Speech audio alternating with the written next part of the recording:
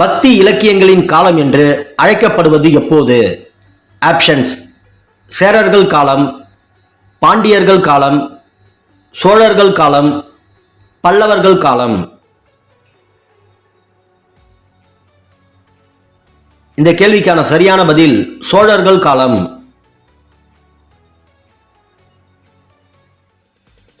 புதிய வகையான கட்டிடக்கலையை அறிமுகம் செய்தவர்கள் யார்? ஆப்ஷன்ஸ்: விஜயநகர பேரரசு, குஷான வம்சம், சாளுக்கிய வம்சம், டெல்லி சுல்தான்கள். இந்த கேள்விக்கான சரியான பதில் டெல்லி சுல்தான்கள்.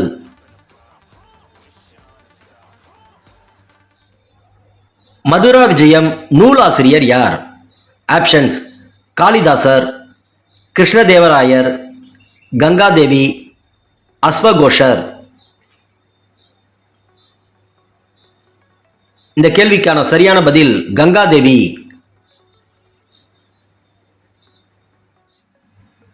பாண்டிய அரசின் காலத்தில் காயல் எனும் நகருக்கு இருமுறை வந்த வெளிநாட்டு பயணி யார்? Options: Ivan Chuang, Megasthenes, Fa Hien, Marco Polo. இந்த கேள்விக்கான சரியான பதில் மார்க்கோபோலோ.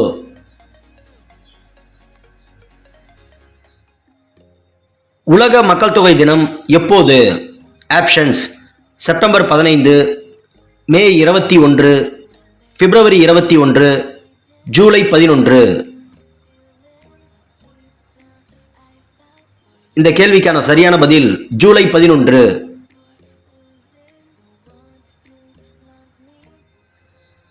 அடிமை வம்சம் அரசுக்கான அடிக்கல் நாட்டியவர் யார்?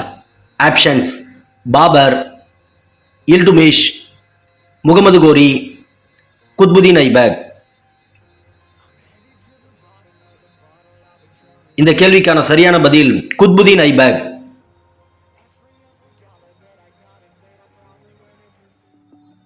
குடவோலை முறையை பற்றி கூறும் கல்வெட்டு எது?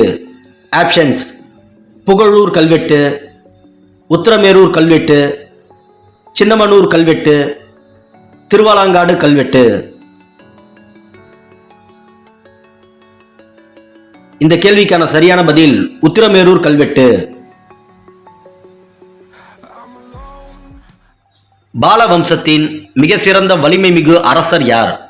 ஆப்ஷன்ஸ்: கோபாலர், தர்மபாலர், முதலாம் மகிபாலர், ஜெயபாலர். இந்த கேள்விக்கான சரியான பதில் முதலாம் மகிபாலர்.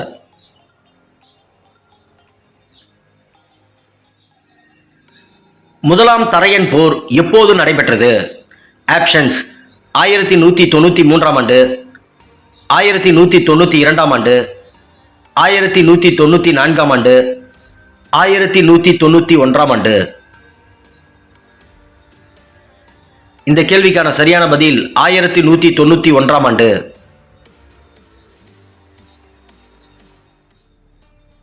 டங்கா என்னும் வெளிநாட்டு நாணயத்தை அறிமுகப்படுத்தியவர் யார்? ஆப்ஷன்ஸ்: முகமது கோரி, இல்டுமிஷ், அவுரங்கசீப், அலாவுதீன் கில்ஜி. இந்த கேள்விக்கான சரியான பதில் இல்டுமிஷ்.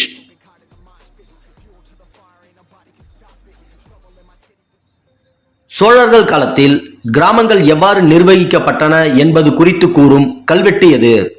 ஆப்ஷன்ஸ்: உத்திரமேரூர் கல்வெட்டு, புகழூர் கல்வெட்டு, சின்னமனூர் கல்வெட்டு, திருவலங்காடு கல்வெட்டு. இந்த கேள்விக்கான சரியான பதில் உத்திரமேரூர் கல்வெட்டு.